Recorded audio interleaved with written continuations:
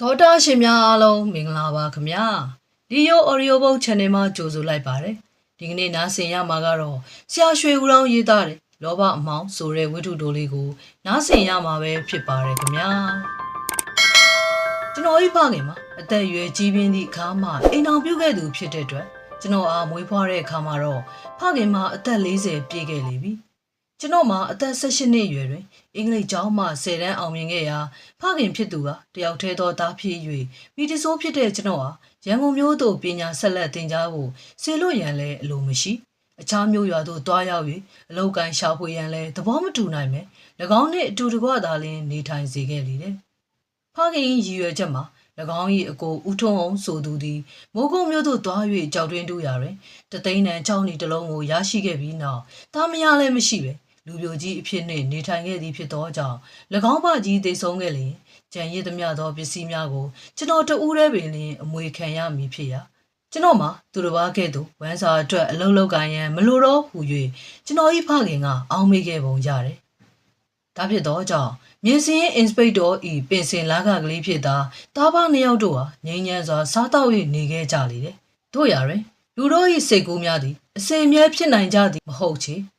ကျွန်တော်၏အသက်25နှစ်အရွယ်ရှိတဲ့အခါမှာတော့ကျွန်တော်၏ဖခင်သည်လေနာယောဂါနှင့်ရုတ်တရက်ကွယ်လွန်နှိမ့်ဆရောက်ခဲ့လေရာကျွင်းကြံရစ်တဲ့ပစ္စည်းနှဲငယ်မှာဖခင်၏ဇာပနာကိစ္စအတွက်လုံလောက်ယုံများသာရှိခဲ့လေတယ်။ဒါကြောင့်လဲကျွန်တော်မှာဥစ္စာပစ္စည်းလည်းမရှိအလောက်ကန်ကလည်းမရှိလောကကြီး၌တယောက်တည်းကြံရစ်ခဲ့လေတယ်။အဖေသိဆုံးပြီးနောက်ကျွန်တော်ဟာမိုးကုတ်မြို့၌ရှိတဲ့ဘာကြီးတန်းအကျိုးအကြောင်းစာရေး၍ထည့်သည်ပဲ။ဘာကြီးဖြစ်သူဦးထွန်းအောင်ကအလောက်ကန်များရှာကြံလောက်ကန်မှုအကြောင်းလူမြည်ဒီမှာအလုံးမလုံးဖဲနဲ့ထမင်းစားဖို့မျှော်လင့်ရန်မရှိကြောင်းတို့ရရင်အမျော်မြင်နေတဲ့ညီမဤအတွက်ကြောင့်အလောက်ကံမရှိဘဲဖြစ်နေရသည့်အတွက်ကြောင့်အလောက်ရှာကြံမှုတနစ်တိတိအချိန်ပေးပြီးလျင်ထိုတော်တွင်၌တလလျင်ငွေ90ထောက်ပံ့မည်ဖြစ်ကြောင်းပြန်စာရေးသားပေးပို့လိုက်လေတယ်ဒီအခါကျွန်တော်၏အဖေကိုလူမိုင်းဟုခေါ်ခြင်းကိုခံကမနာနိုင်ပဲ၎င်းပေးပို့လိုက်တဲ့ငွေ90ကိုတလနဲ့တလအလင်းမီအောင်သုံးဆွဲဖို့စ조사လျက်အလောက်ကန်ရှာဖွေကားရှိနေခဲ့လေတယ်တို့ရရင်ယခုခေတ်အခါ၌အလောက်ကန်ရှာဖွေရခြင်းကလည်းလွယ်ကူလာတဲ့အလုပ်တော့မဟုတ်ပါလက်လက်တဲ့နေရာတစ်ခုရှိသည်ဟုသတင်းကြားသည်နဲ့တပြိုင်နက်လူနေရာထက်မနည်းရှောက်ထားကြလေရာကျွန်တော်မှတသက်ပတ်လုံးအလုံးမင်းနှိမ့်ချခြင်းကိုအလိုမရှိသူတယောက်ဖြစ်ရတဲ့အတွက်ရှောက်ထားသမျှသောအလုပ်တို့ဟာမြည်သည့်အလုပ်တွင်မှမန်နေဂျာကတော့၎င်းရုံးအုပ်စရေးကတော့၎င်းနှစ်သက်ခြင်းကိုမခံခဲ့ရပါတို့ဖြစ်သောကြောင့်တစ်နှစ်ပင်စေတော်လဲတဝဲလဲလဲနှင့်အလောက်ကန်ရှာမြဲတိုင်းသာလျှင်ရှိနေခဲ့လေတယ်။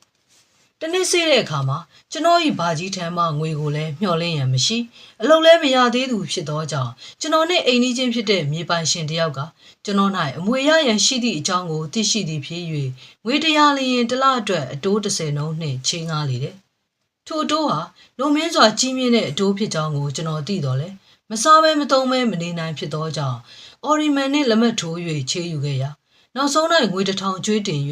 ၎င်းအတွက်တလလျင်ငွေတိုး100ကျသင့်လေတယ်။အတိုး100သည်တုံလောက်ပွဲကောင်းသောအချင်းရာတစ်ခုဖြစ်သည်မှန်တော်လဲထို့ထက်တုံလောက်ပွဲကောင်းတဲ့အချင်းရာတစ်ခုမှာမြေပိုင်ရှင်ကျွန်တော်၏ဘာကြီးတေးနိုင်မည်မထင်သောကြောင့်နောက်ထပ်၍ငွေချေးရန်အလိုမရှိတော့ပြီဟုထုတ်ဖော်ပြောဆိုခြင်းပင်ဖြစ်ပေတယ်။ယခုမူကားကျွန်တော်မှာအကြက်ရိုက်လျက်ရှိကြပြီ။ဘာကြီးထံမှငွေတောင်း၍လည်းမရငွေချေး၍လည်းမရမိတို့ပြရမည်နီဟုဦးကောင်းမသပင်ကိုလက်ဖြစ်ဖွာကစဉ်းစားစိတ်ကူးရင်လည်းရှိသေးမှာပို့စမန်တယောက်စာနှဆောင်ကိုလာ၍ပေးလေတယ်ပထမစာမှာမော်တော်ဆိုင်ငယ်တစ်စီးကိုလာဆိုင်နှင့်ဝယ်ထားသဖြင့်လွန်ခဲ့သောနှစ်ရေးကြအတွက်ကျွေးတောင်းလိုက်သောစာဖြစ်လေရာဒုတိယစာမှာကျွန်တော်ဖခင်ဤညီတဝမ်းခွဲမှမွေးထားခဲ့တဲ့ဒေါ်အုပ်မောင်တောင်းပေထံမှစာဖြစ်လေတယ်မောင်တောင်းပေမှာကျွန်တော်ဖခင်ညီမမွေးဖွားခဲ့တော်လဲကျွန်တော်ဤဖခင်သည်အရွယ်ကြီးမှအိမ်အောင်ပြုခြင်းဖြစ်သောကြောင့်မောင်တောင်းပေဟာကျွန်တော်ထက်9နှစ်ခန့်မြအသက်ကြီးလေတယ်ကျွန်တော်၏အကိုမောင်တောင်းပေထံမှစာမှာညီကိုချင်းမတွေ့ရသည်မှာကြာပြီဖြစ်သောကြောင့်၎င်းခွင့်ယူနေကြတွင်တလတန်သည်2လတန်သည်လာရောက်လဲပတ်စေလိုကြောင်းပါရှိလေတယ်ဒီအခါကျွန်တော်မှာဝမ်းစာအတွက်ပင်လင်ပူပန်း၍နေရသူတယောက်ဖြစ်သည့်အပြင်ငွေကြေးတော်တန်စုဆောင်းမိသည်ဟုသတင်းကြားပူခဲ့ရသော၎င်းကိုထမ်းမှငွေချေးရလျင်ကျွန်တော်၏အကြောင်းကိုသိပြီးသောသူတယောက်ဖြစ်သည်ဖြင့်ချေးယူရန်လွယ်ကူလိမ့်မည်ဟုမျှော်လင့်သည်ဖြစ်ရကဝမ်းမြောက်ဝမ်းသာနှင့်စာပြန်၍ရေးလိုက်လေတယ်ထိုစာကိုထည့်ပြီးနောက်9ရက်တစ်ပတ်အတွင်းမှာတော့ကျွန်တော်ဒီမောင်တောင်းပေနေထိုင်ရာဖြစ်တဲ့လေပိုရွာသို့ထွက်ခွာသွားလေတယ် လေပိုရွာမှာကတာဒီစရိတ်လီရွှေလီချောင်းမှဆန်တဲ့ရည်ဖြစ်ရာကျွန်တော်ဒီမန်းလေးမျိုးမှဗမော်စာဖို့မီတင်မောနှင့်တွား၍အင်းရွာစိတ်ကိုင်း၌ဆင်းသက်ပြီးလျင်၎င်းမှတပံကရုတင်မောနှင့်ရွှေလီချောင်းကိုဆန်တက်လေတယ်လေပိုရွာသို့တင်မောဆိုင်ကိုက်လာသည့်နှင့်တပြိုင်နက်ကျွန်တော်၏အကိုမောင်တောင်းဖေကစိတ်ကမ်းမှာကြိုဆိုလျက်ရှိလျာကျွန်တော်ဒီ၎င်းအားငယ်ရွယ်စဉ်ကတစ်ချိန်မျှသာမြင်မှုတော်လဲသွေးကစကားပြောသည်ဖြစ်သောကြောင့်မြင်ချင်းပင်မှတ်မိလေတယ်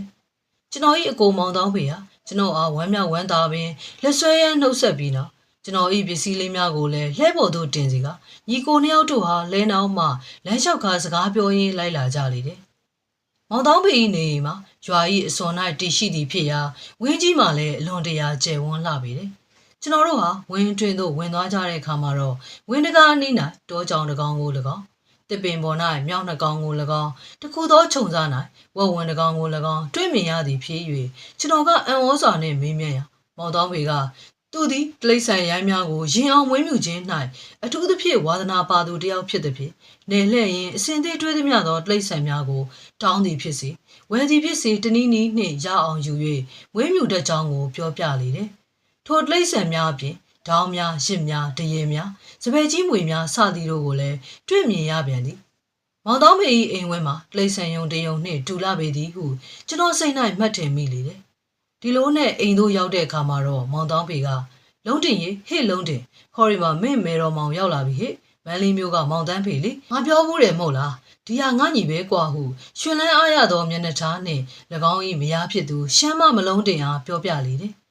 ကျွန်တော်မှာအကို၏မိန်းမသည်ရှမ်းမတယောက်ဖြစ်ကြောင်းကြားဘူးတော့လဲဒီချိန်တစ်ခါမှမတွေ့ဘူးသည်ဖြစ်၍ရုပ်ရည်တနာကမားနှင့်ဖြူတုတ်တုတ်ရှိသောမလုံးတင်နှင့်နှုတ်ခွန်းဆက်သားလျက်ရှိရာမလုံးတင်မှမူကျွန်တော်အားလောကဝိပြူငါစွာနှင့်ခက်ဝဲဝဲစကားပြောတော်လဲ၎င်း၏မျက်နှာလေးမှာကျွန်တော်အားဤအိမ်၌မနေစီလိုကြောင်းထင်ရှားပေတယ်။တို့ရရင်ကျွန်တော်၏စိတ်၌ကမရီးဖြစ်သူတယောက်ကမိမြပင်မတရားစေကမူဝမ်းစာအတွက်တခဏဖြစ်စေစိတ်အေးရသည့်အပြင်ပြန်သောအခါ၌လည်းငွေချင်းရန်မျှော်လင့်ခြင်းရှိသည်ဖြစ်သောကြောင့်ရုတ်တရက်မပြန်သေးဟု၍ဆုံးဖြတ်ချက်ချထားလေတယ်။အကိုမောင်တောင်းဖေဟာကျွန်တော်နေထိုင်ရန်အတွက်အခန်းတစ်ခန်းကိုကောင်းမွန်တက်ရွက်စွာပြင်ဆင်ထားသည့်အပြင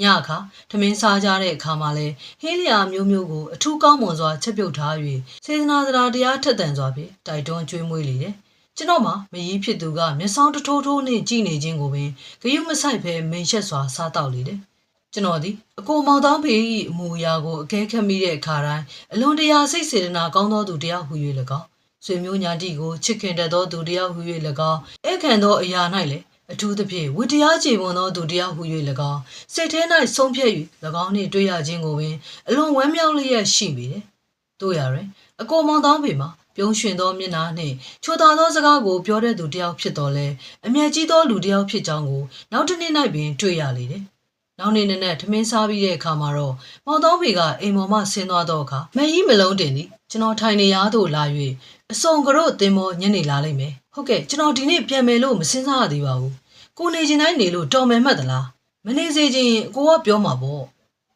ထိုအခါ၌မောင်တောင်းဖေကလှေကားမှတက်လာပြီကျွန်တော်ပြောသောစကားအရေးမွက်ကိုကြားလိုက်သည့်အပြင်နဲ့ဘာလဲ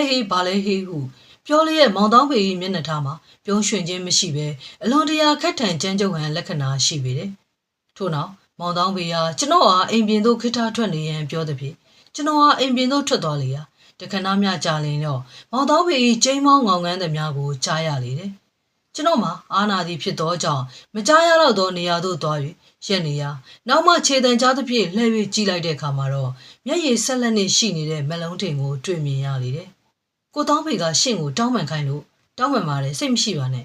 ။ရပါတယ်ခင်ဗျာကျွန်တော်စိတ်မဆိုးတတ်ပါဘူး။ပြီးတဲ့ဟာလည်းပြီးပါစီတော့လူမိုင်းဟုခြေကိုစောင့်ကားပြောပြီးနောက်မလုံးတင်ကအိမ်ထဲသို့ဝင်သွားလေတယ်။ကျွန်တော်မှာအလွန်အံ့ဩစွာနှင့်မျော်လျက်ကြည့်နေစဉ်မောင်တောင်းဖေရောက်လာပြီ။ဘယ်နဲ့လဲမောင်တန်းဖေလုံးတင်ကတောင်းပန်မိပြီလား။ဟုတ်ကဲ့တောင်းပန်သွားပါတယ်။မိမဆိုတာဦးတုံမျိုးကွာသူများမိမထက်ငါမိမကတာပြီးဆိုးသေးတယ်ဟိဆွေမျိုးချင်းမို့ဖွင့်ပြောရအောင်မယ်ငါမိမကဘလောက်များဦးတိုလဲဆိုရင်တပြင်းကမိမတူးတယောက်နဲ့မဆိုတာနဲ့ယောက်ျားတစ်ယောက်နဲ့ငါနဲ့အကျွမ်းတဝင်စကားပြောနေတာတော့မကြိုက်ဘူးကွာသူ့နဲ့ဆိုသူ့နဲ့ကြီးမျက်နှာချင်းဆိုင်လေးမှကြိုက်တာရှမ်းမတွေများယူထားရတာကျင်နာနာတော့ရှိပါရဲ့ဒါပေမဲ့ဒီလိုဦးတိုတာမျိုးတော့ခက်လာတယ်ကွာဒါထက်ငါညီမင်းမကြီးကိုစိတ်မရှိနဲ့နော်ရပါတယ်ခင်ဗျာအကိုကကြည်လို့ရင်ပြီးတာပါပဲရောဟေဟော်ရီစလိတ်တောက်ဆန်း လာကွယ်ငါတိတ်ဆန်ယုံလိုက်ပြအောင်မယ်ကြည်စမ်းအောင်ကွာထို့နောက်အကိုတောင်းပေအားမြေ9ဧကခန့်ရှိတဲ့ဝင်းကြီးအတွင်း၌မွေးမြူထားတဲ့ဒေါ်လိတ်ဆန်များကိုလိုက်၍ပြတယ်။ကဲမောင်တန်းဖေပြစရာလိတ်ဆန်နေတော့ဖြစ်ကုန်ပြီ။တကောင်နဲ့ကြံတော့တယ်။အဲ့ဒီကောင်ကတော့အချုပ်ပဲ။ဒီကောင်မျိုးကဘယ်မှမရှိဘူး။ရန်ကုန်ကလိတ်ဆန်ယုံမန်နေဂျာကဒီအကောင်အကြောင်းသတင်းကြားလေတော့ငွေ3000နဲ့ရောင်းဖို့စာလမ်းပြီးရေးလိုက်တယ်ကွာ။ဘာကောင်လဲဗျ။တစ်နက်လေဒီကိုလုံးမှောင်လေးအောင်မဲတဲ့တစ်နက်ကွာမြင်မှုရဲ့လား။မြင်တော့မမြင်ဘူးဗျ။ကြားတော့ကြားဘူးတယ်။မမလည်းပြစမ်းမအောင်ဗျ။ဒီကမောင်တောင်းဖေဟာဝင်းရဲ့တခုတည်းသောတောင်းကိုကျွန်တော်အားခေါ်သွား၍လေးကံပတ်လည်းရှိတဲ့တဲကြီးတဲအတွင်းသို့ဝင်သွားလေရာတဲကြီးတစ်ချမ်းမှာဝတ္ထုပစ္စည်းတစ်စုံတရာမျှမရှိဘဲအခြားတစ်ချမ်းမှာတန်တိုင်များကန့်လျက်၎င်းတန်တိုင်တို့၏အတွင်းမှာကစိမ့်လဲလဲမျက်လုံးရှိတဲ့တစ်နက်ကြီးတစ်ကောင်ဟာဝိယာမှဦးကောင်းထောင်၍ကျွန်တော်တို့အားကြည့်လေတယ်၎င်းတစ်နက်ကြီးမှာအကွက်ပါသောအခြားတစ်နက်များထက်ကြီးမားလာ၍နှကန်းတို့မှလည်းရဲရဲနီလျက်ရှိရာလက်တစ်ဖက်ကိုငုံ၍ရက်လိုက်သောအခါမှာတော့၎င်း၏ရှာသည်လည်းရဲရဲနီလျက်ရှိသည်ကိုတွေ့မြင်ရလေတယ်။ဒီကောင်တော်တော်ဆိုးသလား။ဆိုးတာမဆိုးတာမပြောနဲ့တော့သူ့အမေဟာရွာသားတစ်ချိန်နှစ်ယောက်ကိုကြိုက်တက်ပြီးမှလှန်ချက်မိသွားလို့တရားရှာတာ။ဒီတော့ကအဲ့ဒီကောင်ဟာနှုတ်ဆိုးဖို့ပဲရှိသေးတာ။ရွာသားတွေကတတ်မယ်လို့တောင်းပန်ပြီးငါကယူထားလိုက်ရတာ။အခုတော့ရှင်းနေပြီလား။ဒီပြင်းလူတော့ရင်ပဲမထင်ဘူးငါတယောက်တော့ဖြစ်ရင်ရှာပါရဲ့ကြည့်နော်ငါပြမယ်အဲ့လိုပြောပြီးနောက်မောင်တောင်းဖေဟာတန်တိုင်များအကြားမှာတကားလေးကိုဖွင့်၍တန်တိုင်အတွင်းသို့ရုတ်တရက်ဝင်သွားပြီးလင်တကားကိုအတွင်းမှပိတ်လိုက်လေရာကျွန်တော်မှအံ့ဩစွာနဲ့ငေး၍ကြည့်လေမိနေတယ်ဒီခါတစ်နက်ကမောင်တောင်းဖေကိုမော်ကြည့်လျက်ရှိရာနှကျုပ်ဟိတ်နှကျုပ်ငါလာတယ်လေထထတဲပြင်းတဲ့ကောင်ကြီးထလေကွာနင့်တခင်ကိုမနှုတ်ဆက်ဘူးလားဟုပြောလိုက်သည်နဲ့တပြိုင်နက်တစ်နက်ကဝေယာမထား၍မောင်တောင်းဖေ၏ဒူးကိုနှစ်ဖူးနှင့်ပုတ်လေတယ်ထို့နောက်မောင်တောင်းဖေဟာတစ်နက်၏ဦးခေါင်းကိုလက်ဖြင့်ပုတ်တက်လျက်နှက်ဖြုတ်နင်းစားနေပြီလားစားရမယ်တော်တော်ကြာတော့စားရလိမ့်မယ်ကန်ကန်နေရတော့ငါသွားတော့မယ်ဟုပြောပြီးတကားရှိရာသို့နောက်ဆုတ်လာခဲ့၍ရုတ်တရက်ထွက်ပြီးနောက်တကားကိုလှင်မြန်စွာပိတ်ထားလိုက်လေတယ်တစ်နက်သည်တန်တိုင်းကြီးတွင်ရက်လျက်ကျွန်တော်အားအကြောင်းသားငေး၍ကြည့်နေရာကျွန်တော်သည်၎င်း၏ချောမွေ့သောဦးခေါင်းကိုမြင်သည်ဖြင့်ပုတ်တက်ခြင်းသောစိတ်ဖြစ်ပေါ်လာတယ်။ဒါကြောင့်လဲတန်တိုင်းကြားမှလက်ကိုရှိုး၍ပုတ်တက်မိပြုစဉ်တွင်မောင်တောင်းဖေဟာကျွန်တော်၏လက်ကိုရုတ်တရက်ဆွဲထုတ်လိုက်လေတယ်။မလို့ပါနဲ့ငါညီအစ်စ်မရဲနဲ့ငါမတပါဘသူမှအကြိုက်မခံဘူး။ကံကောင်းလို့ကွယ်ငါမဆွဲလိုက်ရင်မင်းလက်ကလေးတော့သူ့ပါဇက်ထဲရောက်ရှာတော့မယ်ဟုပြောစဲမှာပင်အစေခံတယောက်ကအမဲပေါင်တစ်ချောင်းကိုထမ်းလျက်တဲတဲသို့ဝင်လာလေတယ်။မောင်တန်းဖေလည်းအမဲပေါင်ကိုလှမ်းယူ၍တန်တိုင်းကြားမှထိုးသွင်းလိုက်ရာတနက်သည်အမဲပေါင်ကြီးကိုလောဘတကြီးနှင့်ကိုက်ချီ၍တန်ကြား၏တခုသောတောက်မှတွားရောက်ခါစားမှန်သွင်းလျက်စားနေလေတယ်။ထို့နောက်ကျွန်တော်တို့ဟာတဲပြင်သို့ထွက်လာ၍လက်ဖေးရီတောက်ချိန်တန်းသဖြင့်အိမ်ဘက်စီသို့ရှောက်လာကြလေတယ်။ကျွန်တော်သည်မောင်တောင်းဖေ၏အိမ်၌တဲခိုနေထိုင်၍9ရက်ခန့်ကြာတဲ့အခါမှာတော့ထူးဆန်းသောအချင်းရာတစ်ခုကိုသတိပြုမိလေတယ်။ထိုအချင်းရာကလူတစ်ယောက်သည်မြင်းတစည်းနှင့်နှိတိုင်းရောက်လာ၍မောင်တောင်းဖေ၏လက်သို့ကျင်းနှန်းတစ်စောင်ပေးခြင်းပင်ဖြစ်လေတယ်။ရောက်လာတဲ့ခါတိုင်းမှာလဲမောင်တောင်းဖေဟာပြာကြီးပြာရာနဲ့ဖွင့်ဖက်လေရာ၎င်း၏မျက်နှာမှာတစုံတရာမျှထူးခြားဟန်လက်ခံရတော့မရှိပါဒီအကြောင်းကိုကျွန်တော်ကစကားဆက်မိသဖြင့်မေးမြန်းရမှာတော့မောင်တောင်းဖေကအလုတ်အချောင်းနဲ့ဆက်လင်း၍တစ်တော်ဝင်ထံမှာရိုက်ကြားလိုက်သောခြေနှမ်းများဖြစ်ကြောင်းပြောပြလေတယ်ဆယ်ရက်ခန့်နေထိုင်မိရင်တော့ကျွန်တော်ဟာအကိုဖြစ်သူမောင်တောင်းဖေနှင့်တသက်ပတ်လုံးအတူတကွနေထိုင်ခဲ့သောညီကိုရင်းကဲ့သို့ရှိနေပြီဖြစ်ရာတညသနာကျွန်တော်တို့နှစ်ယောက်ဟာညစာထမင်းစားတောက်ကြပြီးနောက်ပလက်ကလေးထိုင်တစ်ခုစီနဲ့ထိုင်ကရှေးအောင်နှောင်းမြများကိုတယောက်တစ်လက်စီပြောကြတယ်ကျွန်တော်ကမူလရောက်လာစဉ်ကအကြံစီတိုင်းငွေချေတော့မည်ဟုစကားမျိုးစလေတယ်ပထမနိုင်ကျွန်တော်ဟာဖခင်သေဆုံးပြီးသည့်အတွင်းအလောက်ကင်မရှိဘဲအသက်ရှင်အောင်ကြံဖန်၍နေရပုံများကိုစတင်ပြောပြတယ်။နောင်ကိုလည်းမိကဲသို့ကြံဖန်နေရအောင်မည်မသိသဖြင့်၎င်းထံအကြံတောင်းလေရာမောင်တောင်းဖေကဆက်ပြက်လိုက်ကိုခက်ပြင်းပြင်းဖွာလျက်နားထောင်ကရှိနေလေတယ်။နေပါအောင်ကွာဦးထုံးအန်သေးလျင်အမွေဆက်ခံမဲ့လူမင်းတယောက်ပဲရှိတယ်မဟုတ်လား။အမွေရမှာကနောက်ပြငှက်ရမှာကအရင်ဖြစ်နေပြီကိုကြီးဟာဒါတော့လေတိတ်ခတ်တယ်ဟိနေပါအောင်ကွာသူမကြမ်းမာတဲ့အကြောင်းကိုမင်းကြားမိလို့လားနေတိုင်းမကောင်းမှုလို့တော့သတင်းကြားပါရဲ့ဆိုရင်လောက်အောင်တော့ဟုတ်မယ်မထင်ဘူးဗျဟုတ်ပါရဲ့ကွာမင်းမှလည်းတတိဖြစ်ဖို့နီးလန်းရှိသားနဲ့အခုလောလောဆယ်တော့အလုံးလက်မဲ့ဖြစ်နေတာကခက်လာတယ်ဒါကြောင့်ကျွန်တော်အကြောင်းကိုသိတဲ့အကိုကြီးဖြစ်လေတော့ငွေလေးများလဲခြောင်ကြည့်လေစိတ်ချညီစိတ်ချအကိုကြီးတက်နိုင်သေးတော့ကြည့်ရှုမယ်စိတ်သာချ ဒီခါကျွန်တော်မှာအကိုအိမ်၌နေထိုင်ရခြင်းဟာမြည်မြပင်ပျော်ရွှင်ပွဲရာကောင်းသည်ဆိုတာကိုမျက်စောင်းတထိုးထိုးနဲ့ကြည့်နေတဲ့မကြီးမလုံးတင်ကြီးမျက်နှာကိုမမြင်တော့ပြီဖြစ်၍ငွေရသည်နဲ့တပြိုင်နက်ထွက်ခွာခဲ့တော့မည်ဟုစိတ်ထဲမှာကြံရွယ်ကဝမ်းသာလျက်ရှိလေတယ်။ထိုခဏ၌ကျွန်တော်တို့ဟာအိမ်ပြင်သို့ဆက်ရောက်လာတဲ့မြင်းခွာသမားကိုကြားရလေရာမောင်တော်ဖေဟာထိုင်ရာမှရုတ်တရက်ထား၍တပံပြန်ဝင်လာတဲ့အခါမှာလဲ၎င်း၏မျက်နှာမှာပြောင်းလဲခြင်းရှိလာလေတယ်။ဘာကြောင့်လဲကိုအကြောင်းမထူးလာပါဘူးတတော်ဝင်တော့စီကအလုတ်ပြန်ဝင်မှုအကြောင်းပဲထထက်ငါညီငွေဘယ်လောက်လိုတာလဲအခုလက်ငင်းတော့300လောက်တော့ပါပြီအေးရစေမယ်ဒါပေမဲ့ငွေသားတော့မရှိဘူးကွာချက်ရေးပေးလိုက်မယ်မန်းလေးကြတော့လဲယူပြီတော့ကောင်းလာပါပြီဗျာထို့နောက်ကျွန်တော်တို့နှစ်ယောက်ဟာ12နာရီထိုးသည့်တိုင်အောင်ဆက်လက်၍စကားပြောလျက်ရှိကြရာလေကလေးသည်လည်းတတုတ်တုတ်တိုက်ခတ်၍လာလေတယ်မောင်တော်ဖေကလက်မလက်ပတ်နာရီကိုကြည့်ပြီးနောက်လို့12နာရီတောင်ထိုးသွားပြီပဲကဲအိတ်ကြဖို့ပြင်ကြမယ်။အော်ဒါပေမဲ့မအိတ်ခင်နတ်ကျုပ်ကိုတွားကြည့်ဖို့အလုပ်ရှိသေးတယ်။မောင်တန်းဖေမိတ်လိုက်အောင်လား။လိုက်တာဗောဗျ။ကျွန်တော်တို့ဟာလက်ဆွဲမီးရင်တလုံးကိုဆွဲလျက်တစ်နဲ့တော်တဲ့သူရောက်သွားကြလေရာတရွာလုံးမှာလည်းတိတ်ဆိတ်လျက်အိမ်သားများသည်လည်းအိယာတို့ဝင်ကြပြီဖြစ်၍စိတ်ငြိမ်စွာရှိနေလေတယ်။လေသည်အနှဲငယ်ပြင်းထန်၍လာသည်ဖြစ်၍တစ်နဲ့ကလေတံကြားသည်ဖြင့်စိတ်တူသောအမူအရာနှင့်ညီဟိန်းကရှိလို့နေတယ်။မောင်တော်ဖေဟာတဲတကားကိုဖွင့်ပြီးနောက်တဲတဲသို့ဝင်သွားရာကျွန်တော်လည်း၎င်း၏နောက်မှလိုက်ပါ၍သွားလေတယ်။နတ်ကျုပ်ကလေတံကြားရင်စိတ်ဆိုးတတ်တယ်ကွာ။ဒီကောင်နည်းနည်းငြိမ်သွားအောင်အစာလေးကျွေးအောင်မှတော်မယ်။ရော့မောင်တန်းဖေမိရင်ကင်ထားစမ်းကွယ်အမဲသားနည်းနည်းငါယူသွားအောင်မယ်ဟုပြော၍မောင်တော်ဖေဟာတဲပြင်သို့ထွက်သွားလေရာတကားသည်ရုတ်တရက်ပိတ်သွားလေတယ်။ဒီခါကျွန်တော်သည်တင်းနဲ့နှစ်ကိုယ်တည်းနေရခြင်းကိုမနစ်သက်သဖြင့်တကားကိုပြေး၍တွန်းဖွင့်လေရာတကားမှာခိုင်မြဲစွာရှိလေတယ်။ကိုကြီးတကားဖွင့်မအောင်ဗျဘယ်နဲ့လောက်တာလဲကျွန်တော်ကြောက်တယ်ဗျနေပါကွယ်မဆူပါနဲ့မိရင်ရှိတာပဲမိရင်ရှိပြီမဲ့တကားမပိတ်ထားနဲ့ဗျကျွန်တော်ကြောက်တယ်ဖွင့်လိုက်ဗျကျွန်တော်တယောက်တည်းမနေရဲဘူးဗျတယောက်တည်းမနေရင်အဖော်ရမှာပေါ့ကွာစိတ်ချပါဟုရင်မောကအပြင်မှပြောလေတယ်ဘယ်နဲ့လောက်တာလဲဗျဖွင့်ဆိုဖွင့်ဗျဒီလိုကြည်စားတာကျွန်တော်မကြိုက်ဘူးဗျမင်းကကြည်စားတယ်မှတ်နေလားတော်တော်ကြာတော့မင်းသိလိမ့်မယ်ကွာထိုကနာနိုင်တဲပြင်မှာကြိုးကြိုးကြီးကြီးမြည်တန်တို့ကြားရပြီးနောက်ကန်လန်ကားလျက်ရှိတဲ့တန်တိုင်များဟာဘိန်းများတုတ်ထားသည်ကိုဖြည်း၍တဖြည်းဖြည်းရွေးလျက်ရှိရာတစ်ဖက်သောထရံမှတန်တိုင်များကပွင့်၍လာလေတယ်။အကြောင်းမူကားမောင်တော်ဖေဟာအကြောင်းရှိကဖွင့်နိုင်အောင်တတ်ထားတဲ့တန်တိုင်များကိုတဲပြင်းမှဝင်ချီစက်နှင့်ဆွဲလျက်ဖွင့်နေသောကြောင့်ဖြစ်ပေတယ်။သူ၏အကြံမှာကတင်းနက်ကိုကျွန်တော်ထံလွတ်ပေးရန်ဖြစ်ပေတယ်။တန်တိုင်များသည်ထရံနှင့်တပေခန့်ကွာသည်နှင့်တပြိုင်နက်ကျွန်တော်ဟာသူ၏အကြံစီကိုရိပ်မိ၍တန်တိုင်များကိုထိုထက်မရွေ့စေရန်ခွန်အားရှိသမျှထိုး၍ဆွဲထားပါတော့လဲဝင်ချီစက်နှင့်ဆွဲနေခြင်းဖြစ်သောကြောင့်ကျွန်တော်ရောတန်တိုင်များပါထရံတစ်ဖက်သို့ရွေ့ပါ၍သွားလေတယ်ထိုတော့တွင်ကျွန်တော်သည်ဘေးရန်ရဲ့တစုံတရာမဖြူဘူးသောဆွေမျိုးညာတီတယောက်ကဤကဲ့သို့ရက်ဆက်စွာတေချောင်းမကြံစီတိုက်ချောင်းနှင့်တောင်းပန်ပြောဆိုလေရာမောင်တော်ဖေဟာမိတို့မှပြန်မပြောဘဲရေမောကဖြစ်သာလျင်တန်တိုင်များကိုဆွဲမြဲတိုင်းသာဆွဲလျက်ရှိလေတယ်နောက်ဆုံးမှာတန်တိုင်များဟာတဲပြင်သို့ရောက်သွားပြီးတန်တိုင်ဆုံးများသာလျင်ထရံတစ်ဖက်၌ကက်လျက်ရှိရာကျွန်တော်ကမူတန်တိုင်ဆုံးကိုတွေ့လျက်ရှိနေပေတယ်ထို့သောဖြစ်နေချိန်မှာတင်းနက်နှင့်ကျွန်တော်၏အကြား၌ကာကွယ်သောအရာဟုမရှိတော့ပါထိုတော်တွင်၌တင်းနက်သည်မြေပေါ်တွင်ဝစ်လျက်အံ့ဩသောအမူအရာနှင့်ကျွန်တော်အားကြောင်တော်၍ပင်ကြည်နေလေတယ်ကျွန်တော်ရှိသောနေရာနှင့်တင်းနက်ရှိတဲ့နေရာမှာဆယ်ပေခန့်သာလျင်ဝေးကြည့်တော့တယ်တင်းနက်သည်မိမိရှေ့၌လူတစ်ယောက်သည်တန်တိုင်ကိုတွေ့ကဲလျက်ကိုရုပ်ကားရနှင့်ပါသွားသောအချင်းရာကိုနားမလည်နိုင်သဖြင့်အံ့ဩလျက်ရှိဟန်တူကြတယ်ထိုတော်တွင်၌မိရင်ဟာမြေပေါ်၌ထွန်းလင်းလျက်ရှိရာတင်းနက်၏မျက်လုံးများသည်မိခဲနှစ်ပွင့်ကဲသို့ကျွန်တော်အားစိုက်ခါကြည့်နေလေတယ်ကျွန်တော်ကလည်းအခြားသို့မကြည့်နိုင်ပဲထိုမျက်လုံးနှလုံးကိုသာလျှင်ငေးဆိုင်၍ကြည့်နေလေတယ်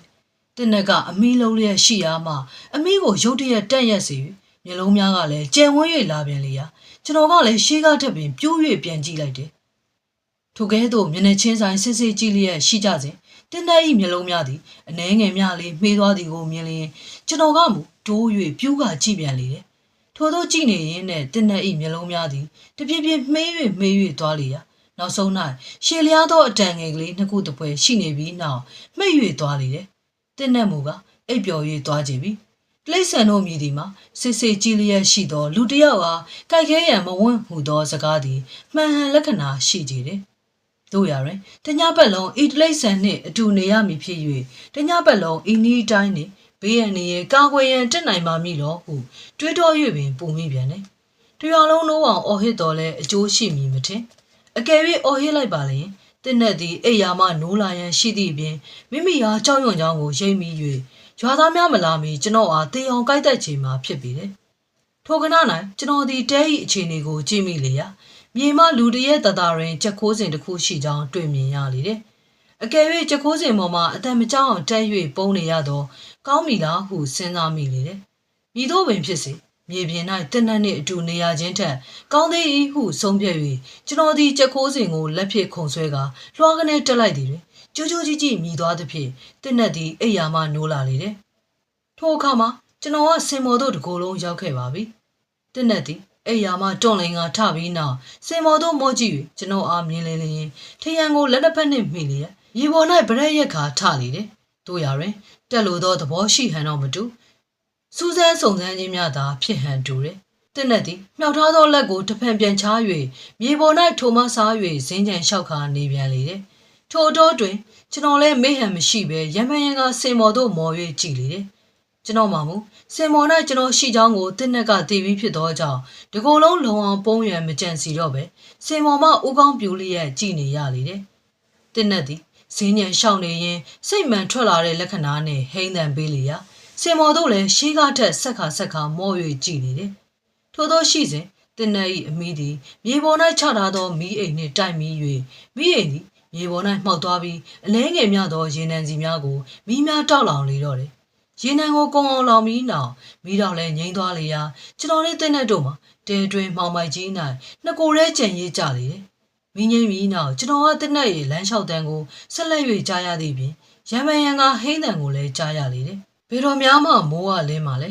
မိုးမလင်းမဲတမောင်နဲ့မောင်လျက်ရှိနေတော့တယ်။တင်းနဲ့သည်ရှေးကားထက်ကျဲလောင်စွာအတန်းဖြင့်ဆက်၍ဟိမ့်လာလေရာကျွန်တော်၏တက်တန်းစေ့ကြပြီဟုအောင်းမင်းမိတယ်။မြေတို့ပြုတ်ရမည်နဲ့တင်းနဲ့သည်မြေဒီခဏ၌ဖြစ်စေစင်မော်တို့ခုံတက်လို့ကခုံတက်နိုင်မည်ဖြစ်လေတယ်။ထို့သောရှိစဉ်ကျွန်တော်သည်အကြံတစ်ခုရ၍စင်မော်၌တဖြည်းဖြည်းအတန်မကြောက်အောင်ရွေ့သွားပြီးတန်နိုင်ဆုံးကိုဆွဲ၍ဆန်းရာတန်နိုင်များသည်အလွယ်တကူနှင့်ရွေ့လာလေတယ်။ထို့သောဖြစ်ချိန်တွင်ကျွန်တော်သည်တန်နိုင်တစ်ဖက်သို့တင်းနဲ့ရောက်နေကြတွင်တန်နိုင်များကိုဆွဲ၍ပိတ်နိုင်သည့်ဖြစ်ကအသက်ဘေးမှချမ်းသာရဖို့နီလန်ကိုမြင်မိလေတယ်။သို့ဖြစ်၍ကျွန်တော်ဟာတန်နိုင်များကိုတရွေ့တဖြည်းဖြည်းဆွဲ၍ယူသည်ဖြင့်တန်နိုင်များကအတော်တန်ပါလာစားပြုသည်တွင်ကျစ်တစ်သည်စင်မော်တို့ရုတ်ခနဲခုံ၍တက်လိုက်လေတယ်။သို့ပါတော့လဲတခုံနဲ့တော့မရောက်နိုင်။နောက်ခြေတို့ဟာစင်ကိုကုတ်ချစ်လျက်ရှိစဉ်ကျွန်တော်ကစင်မော်မှခုံဆင်း၍တန်နိုင်များကိုအပြေးလွှားဆွဲ၍ပိတ်လိုက်လေတယ်။တင်းနဲ့သည်လည်းကျွန်တော်၏အချမ်းစီကိုရိပ်မိ၍စင်မော်မှခုံဆင်းပြီးပိတ်လူပိတ်ဆဲရှိတဲ့တန်နိုင်ကြားမှကျွန်တော်၏ခြေထောက်တစ်ဖက်ကိုကုတ်ဖမ်းလေရာခြေတစ်ဖက်ကိုပင်မိသွားတော့လဲကျွန်တော်နဲ့တင်းနဲ့တို့မှာတန်နိုင်တစ်ဖက်စီရှိနေသောကြောင့်အသက်ကိုရံမရှာနိုင်ပါတင်းနဲ့၏လက်သေးများအတွင်းမှခြေထောက်ကိုအထင်းဆွဲ၍နှုတ်လိုက်ရာခြေသလုံးကြွသားတစ်ခုလုံးမှာရေပေါ်နဲ့တိုက်လိုက်ပြီးတကယ်သူကြံရစ်နေလေတယ်ကျွန်တော်သည်အလွန်တရာနာကျင်လာသည်လည်းမှန်တယ်တို့ရတွင်အသက်ဘေးမှချမ်းသာရပြီဟုဝမ်းမြောက်မိသည်လည်းမှန်ပေတယ်ထိုအချိန်၌ကအာယုံတက်ပြီးဖြစ်သောကြောင့်အနှဲငယ်များသောအလင်းရောင်သည်တဲရင်းသို့ဒိုးဝင်လျက်ရှိနေတယ်တင်းနဲ့သည်လည်းကျွန်တော်၏ခြေသလုံးသားကိုစားပြီးနောက်မဝသေးသည့်လက္ခဏာနှင့်တန်နိုင်ကြားမှလက်ရှိုးကကျွန်တော်အားမီလိုမီများသဘောမျိုးနှင့်စမ်းသက်ခါရှိနေလေတယ်ကျွန်တော်မှမတခုသောတောင်းနဲ့မိလျက်ခြေသလုံးကြွက်သားပြတ်သွားသောဒဏ်ရာကြောင့်နာကျင်လာသည်ဖြင့်တတိမယားတစ်ချက်ရတစ်ချက်နှင့်ရှိနေစဉ်တကားသည်ရုတ်တရက်ပွင့်လာ၍မောင်တောင်းပေလည်းတွဲရင်းသို့ဝင်လာပြီးတကားကိုပိတ်ထားလိုက်တယ်ထိုအခါ၌ကောင်းကောင်းကြီးမိုးလင်းခဲ့ပါပြီမောင်တောင်းပေသည်တဲတောင်း၌စုပုံကလဲလျက်ရှိတဲ့ကျွန်တော်အားကောင်းစွာမကြည့်ပဲတင်းနဲ့ကိုသာကြည့်ပြီးဟိတ်နဲ့ကျုပ်တတိထားတော့ဘာလို့တာလဲရိုက်ခင်ရမယ်ဟဲ့ကောင်ငါလေဘသူမှတ်လို့လဲနောက်ဆုတ်အလိုလေးဖះဟိတ်လာကြပါအောင်ကွယ်ဖိုးကွန်းရေဖိုးကွန်းအလိုလေးသေးပါပြီဗျာတင်းနဲ့မှာကျွန်တော်ကြီးခြေသလုံးသားကိုစားရတော့ကြောင့်တောစိတ်ပေါက်လျက်ရှိလေရာတခင်ကိုဝင်မသိတော့ပဲပုတ်လဲကကြိုက်ခဲလေရာတောင်ဆုံး၌မောင်တောင်းဖေ၏အတန်ကိုမကြားရပဲတင်းနဲ့၏ဟိမ့်တန်များသာလျှင်စူညံလျက်ရှိနေတယ်ကျွန်တော်မှလည်းအမျိုးမျိုးသောအကြောင်းတို့ကြောင့်မေ့မျော၍သွားလေတယ်ကျွန်တော်သတိရလာတဲ့အခါကတာမျိုးဆေးရုံကြီး၌ရောက်နေခဲ့ပါပြီတနေ့တနာဆရာဝန်ကြီးသည်ကျွန်တော်ထံလာ၍အကျိုးအကြောင်းပြောပြသဖြင့်သိရှိရသည်မှာကျွန်တော်၏အကိုတောအုပ်မောင်တောင်းဖေမှာတင်းနဲ့ကြိုက်သောဒဏ်ရာနှင့်တေဆုံးမိဖြစ်ကြောင်း မိုးဝမျိုး၌ရှိနေသောကျွန်တော်ဤဘာကြီးတထေးဥထုံးအံ့မှာလေကျွန်တော်တင်းနဲ့အကိုက်ခံရသောနေ့မှာပင်တည်ဆုံး၍ကျွန်တော်မှာတထေးလေးတစ်ယောက်ဖြစ်လာပြီဖြစ်ကြောင်းပြောသွားလေတယ်တို့ဖြစ်ရာမောင်တောင်းဖေသည်ကျွန်တော်တည်ဆုံးခဲ့လျင်ဥထုံးအံ့၏အမွေများကိုသူသာလျင်ရရန်ရှိသည်ဖြစ်သောကြောင့်ဥထုံးအံ့တေကြောင်းကိုကျင်းနှံရသည်နှင့်တပြိုင်နက်ကျွန်တော်အားတင်းနဲ့စာကြွေး၍တေကြောင်းကြံစီခဲ့ခြင်းဖြစ်ဟန်တူလေတယ်ဒီနေ့တနေ့ကျွန်တော်သည်ဆေးရုံ၌ရှိနေစဉ်မိန်းမတစ်ယောက်သည်ကျွန်တော်၏အခန်းတွင်သို့ဝင်လာရာ၎င်းမှာမရီးဖြစ်သူရှမ်းမလုံးတင်ပင်ဖြစ်လေတယ်မလုံးတင်သည်ကျွန်တော်၏ကရင်အနီးသို့ချင်းကပ်၍နိုးနေပြီလားနိုးနေပါပြီဒါကြောင့်မို့လို့ရောက်ချင်းကျုပ်ကပြန်ဖို့ပြောတယ်မဟုတ်လားသူ့အကြံကိုကျုပ်သိတယ်ဖွင့်လို့လည်းမပြောဝင်ဘူးဖွင့်ပြောရင်ကျုပ်ကိုသူကတက်ပစ်မှာကျုပ်ကရှင့်ကိုတနာလေတော့ပြန်သွားဖို့ပြောတာရှင်ကနားမထောင်ပဲဘူးကဲကျုပ်လည်းကျုပ်ပြီကိုကျုပ်ပြန်တော့မယ်ဟုပြောသွားလေရာကျွန်တော်မှအံ့ဩစွာနဲ့ကြောင်တောင်လေးလေးရဲ့ကြံရိပ်ခဲ့လေတော့တယ်ဆရာကြီးရွှေဦးတော်ရေးသားခဲ့တယ်လောဘအမောင်းဆိုတဲ့ဝတ္ထုတိုလေးကတော့ဒီမှာရင်ပြီးဆုံးလို့သွားခဲ့ပါပြီခင်ဗျာကျွန်တော်ရဲ့ channel လေးကိုကြားနေတတ်တယ်ဆိုရင် like and subscribe လေးလုပ်ပြီးအသစ်တွေတင်နိုင်သိရှိနိုင်စေဖို့ဘေးက notification လေးကိုလည်းနှိပ်သွားပေးကြပါအောင်ခင်ဗျာအားလုံးကိုအထူးပဲကျေးဇူးတင်ပါတယ်ခင်ဗျာ